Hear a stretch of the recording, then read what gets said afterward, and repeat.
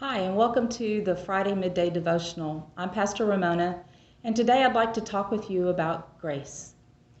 So I've been thinking a lot about grace lately and wondering, what does it really mean to extend grace to someone? What I've found and what I think is true is that when you are extending grace to someone, you are showing kindness to them even when they don't deserve it. It's a really hard thing to do sometimes. But God has done that for us, right?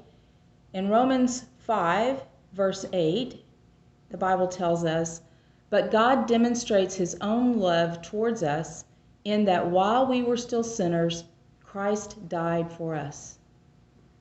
Wow. That's what we call prevenient grace. Grace that is there before we ever even asked for it or thought about having grace. So, if this grace is extended to us, what is it that we can do to extend grace to other folks?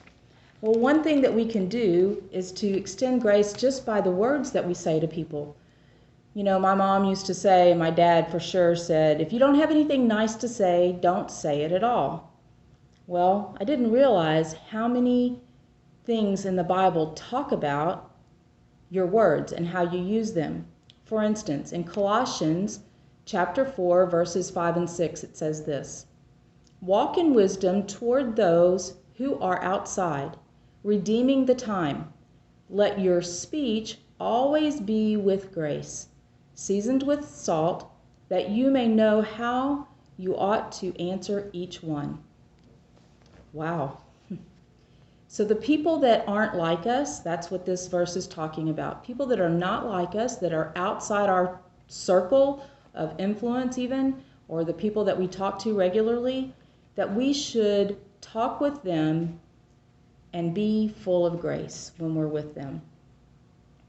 It's really hard when people are rude, they don't talk about the same things you talk about, they're mean. It's really hard to do that. But God teaches us, and Jesus taught us by his example, that we should show grace even when it's really hard. A couple of other places that I've found information about how we need to be with our speech is in Proverbs. And I love Proverbs. There's all these great pieces of advice about how we should be. And one of those is really hard. In chapter 12, verse 18, it says, "There is one who speaks like the piercings of a sword, but the tongue of the wise promotes health." So if you are ugly to people and you talk ugly to people, then that's like talking like you've got a sword in your hand. But if you're kind and you speak with grace, it's going to make things better. People are going to be healthier that way. Here's another one from Proverbs 15:4. "A wholesome tongue is a tree of life, but perverseness in it breaks the spirit." So sometimes the words that we use can hurt other people, even if we don't intend them to.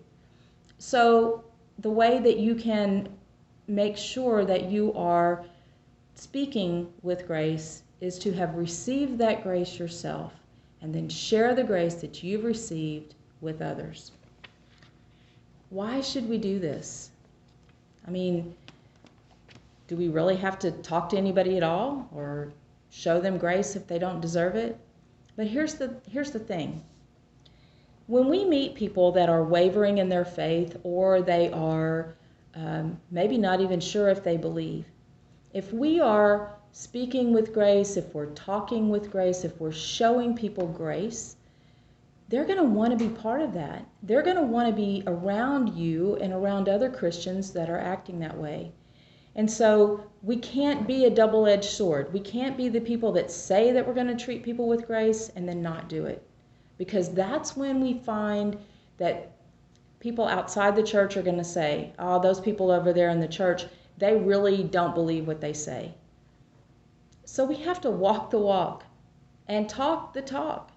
If we're going to talk it, we have to walk it. So that means when people are not nice to us in traffic, we don't use any specific hand gestures. We just smile and maybe say a prayer for them. I know that's hard sometimes, or when people talk ugly behind your back, or whatever that is. Find that grace that Jesus gave you and use that grace to be graceful to others. I hope this has blessed you today. I hope you have a great weekend. We have a family movie night tomorrow night, so we hope you can join us. And if you can't and you want to join us Sunday, we are back in live worship. So got to wear your mask, register online, but we'd love to see you.